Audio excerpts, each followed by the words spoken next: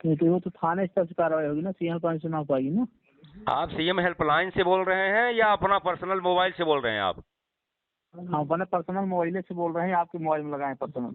नहीं तो आप पर्सनल लगा के कैसे हमको आप दबाव बता रहे हैं इस तरह से कि थाने से होगी? तो सीएम हेल्पलाइन किस लिए बनी है? सीएम हेल्पलाइन की चीज बनी है तो इसीलिए कि झूठा अपराध कायम कराने के लिए। नहीं, झूठा अपराध आप जज हो गए, आपने फैसला दे दिया, आपको जानकारी हो गई। तो नहीं तो कहा आप झूठा, आप अपराधी हो गए क्या? सबको अपराधी बना नहीं देंगे तो क्या? क्या हम अपराधी रहे? हम माने हमको 10 आदमी मारे हैं, तो हम अपराधी हैं, और जो 10 आदमी मारे उनका कोई अपराध नहीं है। आप काट दीजिए, आप गलत लगा दिए, हमको लगता है सीएम हेल्पलाइन से नहीं है। आप हमसे पूछ रहे कितना दिए, उनसे पूछिए कितना दिए आपने। तो आप बता रहे हैं, आप है ना बता रहे हैं पैसे दिए तो बंद कितना करिए, दिए? तो पैसे गलत बात है दिए। ये तो। आप सीएम हेल्पलाइन, मैं आपकी भी शिकायत करूंगा, इस प्रकार से बात करेंगे, रिकॉर्डिंग हो रही है।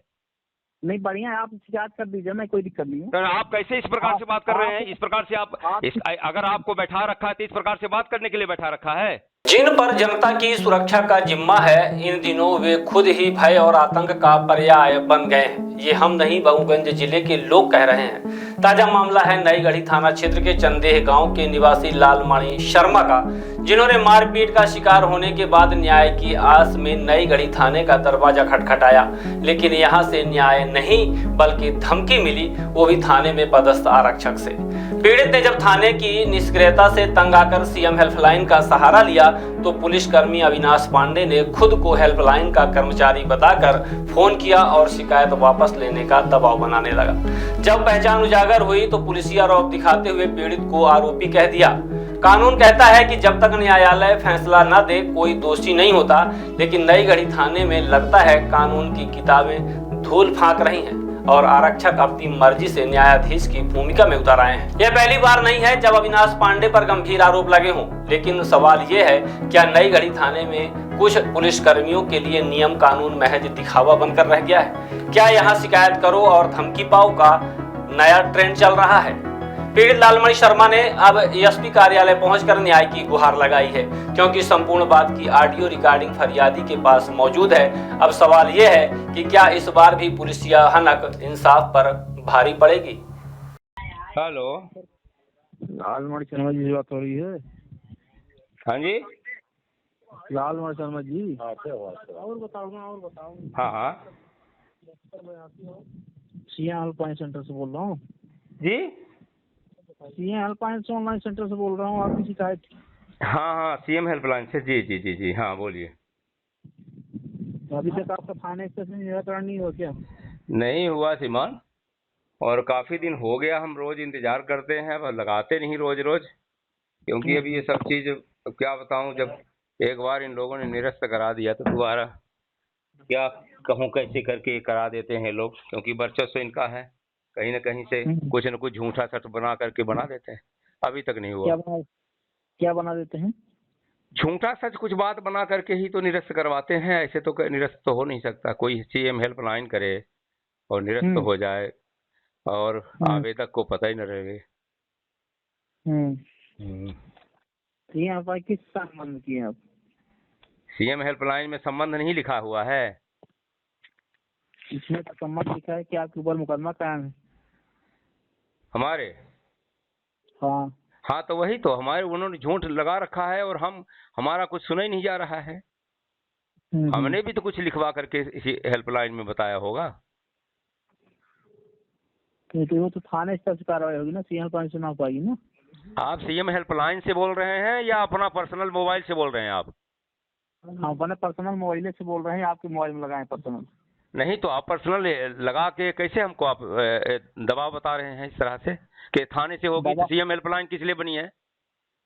सीएम हेल्पलाइन की चीज बनी है तो इसीलिए कि झूठा अपराध कायम कराने के लिए। नहीं, झूठा अपराध आप जज हो गए, आपने फैसला दे दिया, आपको जानकारी हो गई। तो नहीं तो कहा आप झूठा, आप अपराधी हो गए क्या? सबको अपराधी बना नहीं तो क्या हम अपराधी रहे? हमको 10 आदमी मारे हैं तो हम अपराधी हैं, और जो 10 आदमी मारे उनका कोई अपराध नहीं है। भाई जिसको चोट होगी उसी की ना एफआईआर लिखी जाएगी। तो चोट है तो कोई सुने तब ना, कोई देखे तब ना। डॉक्टर बताएगा ना, पुलिस तो डॉक्टर को 10,000 रुपए दे दिया तो डॉक्टर क्यों बताएगा? अब वो दिया कहीं दिया, डॉक्टर को आप ही दे देते। तो आप ही जब बता, अरे हम देते तो हमारे तरफ न बोलता। जब आप ये बोल रहे हैं कि आपने आपने मारा है, अपराधी आप हो, तो इसका मतलब है कि आप मारा है, मतलब आपके ऊपर FIR, इसलिए मैं बोल रहा हूँ कि आप अपराधी हैं इसमें। श्रीमान, हम चिल्ला रहे हैं। अगर हमको सही मायने में कुछ होता तो हम चिल्लाते कभी? हम त्रस्त होते, हम भागते कहीं खोर। हम CM हेल्पलाइन में क्या शौक लगी थी? हमको कहीं मदद नहीं मिल रही तब तो आदमी इतनी दूर जाता है। हमको कोई मदद नहीं कर रहा है, हमारी तरफ से चारों तरफ थानेदार भी पैसा लेकर के हमको त्रस्त कर रखा है। आप थानेदार को आपने पैसे दिए थे? हम पैसा देते तो हमारी सुनता कि न सुनता श्रीमान? अच्छा। हाँ। वो कितना दिए हैं? आप काट दीजिए, आप गलत लगा दिए, हमको लगता है CM हेल्पलाइन से नहीं। आप हमसे पूछ रहे कितना दिए, उनसे पूछिए कितना दिए आपने। आप बता रहे हैं, आप ना बता रहे पैसे दिए तो कितना बंद करिए, गलत बात है ये तो। आप CM हेल्पलाइन, मैं आपकी भी शिकायत करूंगा। इस प्रकार से बात करेंगे, रिकॉर्डिंग हो रही है। नहीं, बढ़िया है, आप शिकायत कर दीजिए, मैं कोई दिक्कत नहीं है। तो आप कैसे इस प्रकार से बात कर रहे हैं? इस प्रकार से अगर आपको बैठा रखा है तो इस प्रकार से बात करने के लिए बैठा रखा है? बताए, आप ऐसी बात कर रहे हैं क्या? हम परेशान हैं, हम एक फरियादी हैं, तो माने हम अपना फरियाद न बताएं? फरियादी है, लेकिन इसमें निराकांड डाला है तो आप इसमें अपराधी बने हुए हैं ना। अभी अपराधी है तो हमको फांसी लगा दीजिए। आप भी फांसी लटकाने का आदेश हमको थोड़ी है, वो तो नहीं। तो आप ऐसे बोल रहे हैं कि आप अपराधी हैं, अपराधी। आप या तो मजिस्ट्रेट हैं जैसा आप बोल रहे हैं, या आपके ऊपर हम CM साहब से इस प्रकार से निवेदन किए हैं, तो या तो आपको पूरी छूट CM साहब ने दे रखा है कि आप जिसको भी जो चाहे कर सकते हो, कह सकते हो। आप साहब ने हमको छूट दे रखी कि आपसे बात की जाए, तो आप इस प्रकार से बात करेंगे जैसे हम एक देश की सेवा करके आए हैं। अकेला हूं, मैं चिल्ला रहा हूं कि मेरे तरफ कोई नहीं खड़ा है। मैं CM हेल्पलाइन कर रखा हूं।